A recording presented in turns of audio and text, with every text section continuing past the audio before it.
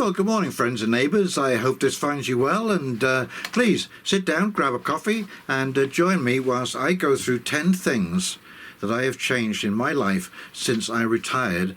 I've either cut out, budgeted out, and it has saved me an absolute fortune over the last 5 years. So I'd like to go through these things because we are moving into a period of high inflation, and so anything that can cut the old monthly budget there is a welcome addition to your lifestyle. Now, one of the things that I wanted to do when I started thinking about making these cuts and bringing them about was, I didn't really want to cut a real big chunk out of my lifestyle and live like I was impoverished, or that I couldn't afford a few luxuries. But I just changed the way in which I was doing things so that I could afford to do that and have those things, those little niceties in our life. And so here we go. Number 1, eating out. Oh my God, it is so expensive to eat out these days. I mean, you were looking at $10 to $20 just for breakfast now, $20 to $30 for lunch, and between $30 and $50 for a dinner.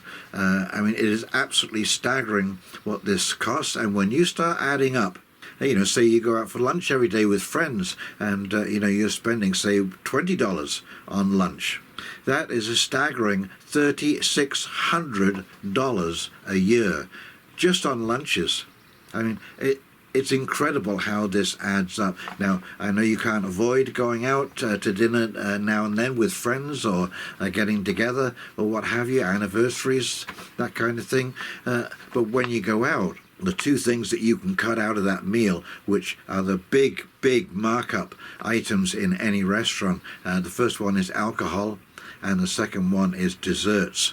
And when you look at the top 10 things that millionaires do to save money, that's what they say when they go to a restaurant. They do not buy drinks and they do not have dessert, just the meal. So that one thing alone, you've just saved $3,600 in 1 year. Number 2, it's kind of the same thing, but it's more casual, and I think it's more overlooked, and that is buying a coffee when you go out. A medium, a double at Tim Hortons now is $1.75. And if you add a donut to that or a pastry, you can easily round that off at $3. And again, you have a coffee and a donut every day, 365 days a year. That is $1,095 a year. So find a brand of coffee that you like. You can buy a reusable mug with a lid on it so that you can carry your coffee around. I'm going to do a little plug here, but the President's Choice at Loblaws, the West Coast Dark Roast, is an excellent coffee. And I make my own coffee now. And so already we've saved ourselves a little over $4,000 a year, just cutting two items from your budget. And like I say, if you have a good brand of coffee, I like the organic raw sugar to put in my coffee. I have a bit of a sweet tooth, and I find that is a wonderful combination. And it doesn't take 2 seconds to boil a kettle and pour it through a filter and put a lid on, and there you go. Yeah, you're off to work with your fresh coffee. No getting caught up in drive-through lines and all of this kind of stuff, or you're going on your journey. So there you go. Number 3, I shop at thrift stores all the time. There are some amazing deals. The clothes, you have to sort through the clothes, especially the guys. Guys are a lot harder on clothing than women are, and you'll find when you go in the thrift store, if you look at the women's section, it takes up 25% of the whole store, and the men's section takes up maybe 10% of the store. Because, as I say, men are really a lot harder on their clothes. But I'm finding now, at the age that I'm at, and the kind of styles that suit me, these are now going into thrift stores by the handful. And that's almost literally because what is happening is as kids' parents pass away, they go into the house for the big cleanup, and they go into the wardrobe and they just pick everything up, throw it in the back of the car, and off it goes to Sally Ann or Tally's or Value Village or wherever it is. And a lot of this stuff is new or near new, and yes, it's styles that happen to suit me. So this is perfect for jackets, winter clothing, that kind of stuff. Work jeans. I have found some better quality jeans in there, but work stuff, that kind of thing. Overalls. It's yes, very, very inexpensive way to clothe yourself. Now, I do buy t-shirts, underwear and socks new, just for personal hygiene reasons, but other than that, yes, the thrift store is a big money saver in your life. And because you're not going to work, you really don't have to dress up that often anymore. And of course, I'm sure that you've noticed that your body size is now pretty well set. My feet aren't going to get any bigger. I'm not going to get any bigger. In fact, I may even shrink a little bit, I guess, as I get older. But yes, it's not like clothing children where you're going to have to continually replace your clothing because you grew out of them. You might want to change styles, but other than that, yes, clothing is a great deal at thrift stores. Number 4, gifting. I now gift for birthdays, Christmas, etc. From vintage stores. And from thrift stores too. They have some interesting stuff on the shelves. But vintage stores, they have some excellent gifts for under $20. And you know what? It's unique. It is thoughtful. And you will be the talk of the party, even if your gift costs only $20. Because you will be the one who didn't go to the big box store, didn't give in to temptation, didn't go the easy route. You went to a vintage store and you picked out something that would match the personality of the person that you're purchasing for. And I find this is, like I say, this is a great way to save money, especially at Christmas time. If you've got a few nieces, nephews, etc., boy oh boy, yes, you can really save some money. So be bold, shop locally. And so these last two things especially, they have the benefit of reusing items, because when you reuse an item, you don't have to put more energy into it, whereas when you recycle, you usually do. And, Value Village and Tally's are nationwide businesses. A person can work in Peterborough, in Ontario, and yet transfer out to BC and still work for the same company, and still keep all of their benefits and what have you. I think they're all minimum wage jobs in there, except maybe the managers, but minimum wage is creeping up, thankfully, and but this is good for the community. This is a community thing. This is where you can meet and greet people, where you can talk as you're walking down the aisles. You always bump into somebody interesting in these places. So reusing stuff as much as you can is a really good thing to do for your community. And shopping locally puts money back into the community again. It cuts on driving time. There are so many benefits to those two items that are outside of just your personal savings. So yes, this is a win-win all around. When you go on trips, think about carpooling. If you have a friend who you trust, implicitly of course, share the car. You share one car, one of you sell one car and use that money for repairs and what have you. And yes, share the vehicle. The statistics on car ownership is absolutely unbelievable. The average car is only on the road something like 20% of its life. The rest of the time it's spent sitting in somebody's driveway, costing you insurance, costing you fair wear and tear, because it's all breaking down as with age, as we go along. So things do need to be taken care of, even if you're not using it. So if you can share that, If you can work out a routine where, if you have it, if you could take every other weekend, you can plan around that. You can book days. You have a little book in the car, and you can say, well, I need it on such and such a day, and your friend says they want such and such, and you work out how much you actually need the car, and you can save an awful lot of money by doing that. And if you need to go on a vacation, if you want to go for a week's vacation somewhere, rent a vehicle. You will save so much more money by selling your vehicle, sharing a vehicle, using that money to pay for repairs and insurance, or to split the cost of the insurance on that vehicle, and you should have plenty of money left over to be able to rent a car should you need one. And that money that lump sum you can put into a money market account and make daily interest on that whilst you're not using it. So these are little ways that you can turn these savings also into investments and return you a little bit of capital, as well as save you money and your neighbour, because you will be chipping in to the cost of the vehicle and replacement and so on and so forth. So again, it's a win-win all around. So that was number 5. Up is number 6. So number 6 is bank at a credit union. They have a different charter than the big banks, and they, under their charter, have to reinvest so much of their money back into the local community in the form of business loans and mortgages.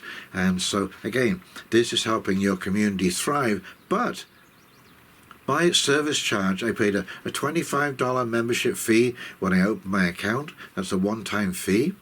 My service charges are $2 a month with unlimited checking. Now, of course, I've got to pay for my checks, but and I have $1,000 overdraft protection on that account, which runs, I think, at 11% if I go into that. But yeah, $2. I was paying like $18 and $19 at the TD Bank just for a regular checking account. Unbelievable. And I was doing all the accounting.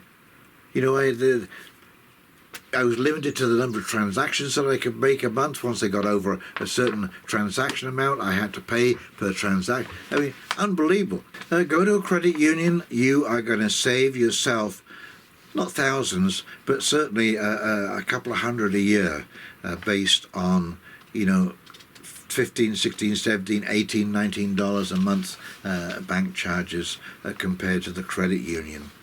Okay, number 7, get rid of your credit cards. Okay, you are paying interest on those credit cards. If you can't pay that balance off every month, you are going to pay interest on that amount. So I have a debit card with my credit union, and I also have a titanium MasterCard, which is because you need sometimes a credit card to go online and that kind of stuff, but the debit card acts like cash. Okay, there's no interest to be paid as long as you have money in your account. It's just like going to your bank and getting money, and it comes straight out of your account. Unlike that credit card where you pay that interest immediately, and it's so easy to carry that over. And the same with the titanium credit card. Yes, you load the card up, and it's just like having cash in your pocket, but you can use it the same way as you would a credit card. Again, this is going to save you a lot of money in interest, especially if you struggle at the end of the month to make that payment up, and you go in minimum payment rather than paying the entire thing off. And I'm not saying that if you can do that, there's no problem using a credit card. Okay, but it's so easy to slide over, let temptation get the better of you, and there you go. Next thing you know, you're carrying something over and you're making a minimum payment. Not good. Number 8. Shop at farmers markets.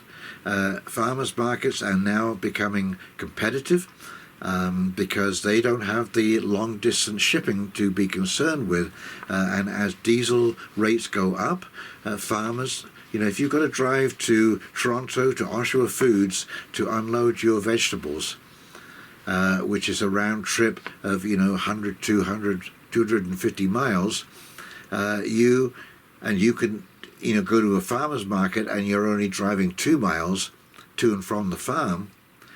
Wow, you saved yourself a bunch of dough, and that's going to reflect in the cost of food. Not only that, this is going to creep into a video that I'm going to do about loneliness, but this is a way to meet people. You're going to meet your farmer, the person you're buying the food off.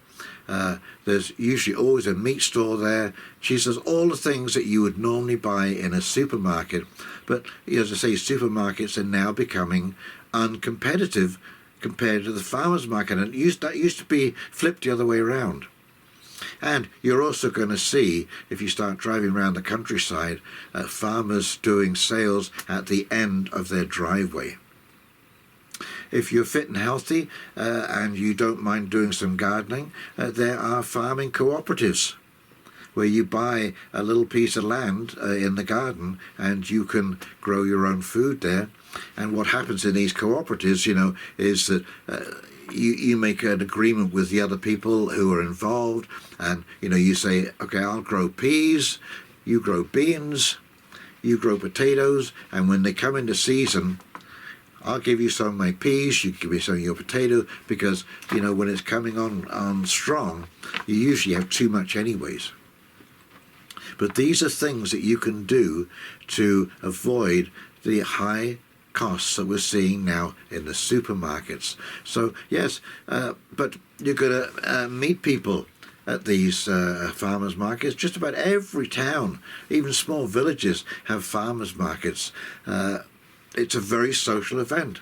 You can make friends, have potlucks. We're going to have to go back to that kind of entertainment. I love potlucks because you only have to make one dish. And usually everybody who makes a dish for a potluck does their best dish because they want to be remembered. And so you're going to get a good feed. And you know what? You can make chili for under $20 with hamburger, kidney beans, the spices. Under $20 you can make a pot of chili for 6 to 8 people. So you're going to have a great meal out, a great social evening, and try a variety of foods for under $20. And this is how we fight loneliness. This is what we've lost. We've lost these places where we can connect. And so the farmers market plays an incredibly important role in community. And if you want to save money and basically add some beauty to your life, go and support these farmers markets. And again, you are making your own community stronger. And when your community is strong, you are strong. Okay? Very, very important point to remember. This goes further out than just the immediate circle around you. This radiates out with benefits for people that are far and wide in your community. Okay, number 9. Full-time streaming services. Netflix, Amazon Prime, Disney. Cancel them. Yep, that's what I'm saying. Cancel them. Now, I do have a YouTube premium subscription, but because I need that to upload videos.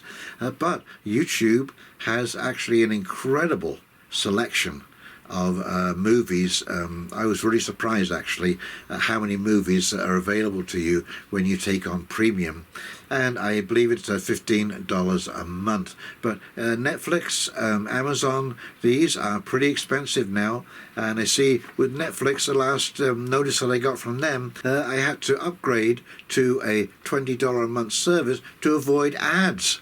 They were going to put ads on the channel, so you either put up with the ads or take the upgrade. And I just hate having my arm twisted like that. And so what I do now is if I want to watch a series, I will subscribe for 1 month.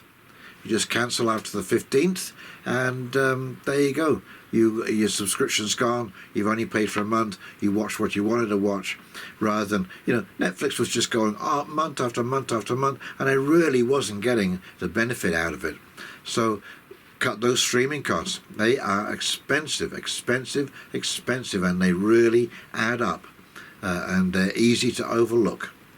So now, little luxuries. Start a garden. Even if it's a balcony garden, you can grow some great herbs, some tomatoes, some cucumbers, some lettuce, and you can keep rotating them so you have continual fresh food. If you're lucky enough to have a backyard, even if it's only a kitchen garden, with a few herbs, tomatoes, cucumbers, pickles, carrots, whatever you can, these will just add to any dish that you are making to have fresh vegetables at your fingertips in the backyard. And of course the benefit of this is, yes, I've been amazed over the years just how much time and money I've saved in little trips to the supermarket just by being able to walk out in my backyard and pick a few herbs, pick some peas, pick some carrots, whatever it is that I'm looking for a stew, for a salad, whatever. Again, this is another little money saver, but the taste is so superior, and the freshness, you really feel that you are living and eating like a king.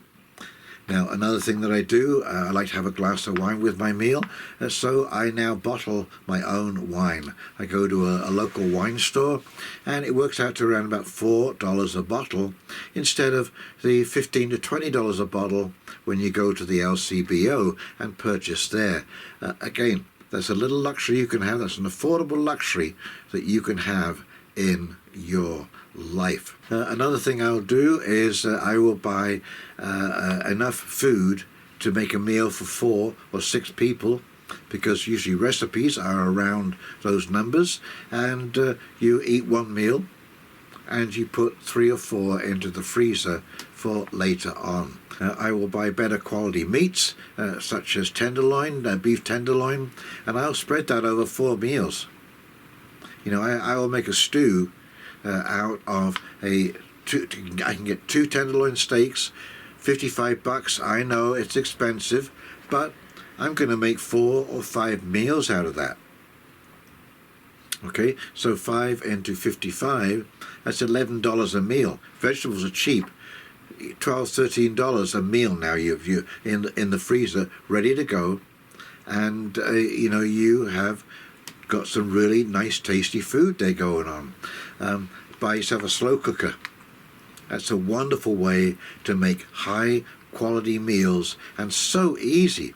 You just cut up all the stuff, put some stock into the thing, add your meat, whatever it is, pork chop, chicken breast, whatever it is, and let that stew for 5 to 6 hours. And when you come home in the evening, you've got a perfect meal ready to go. And these are little luxuries.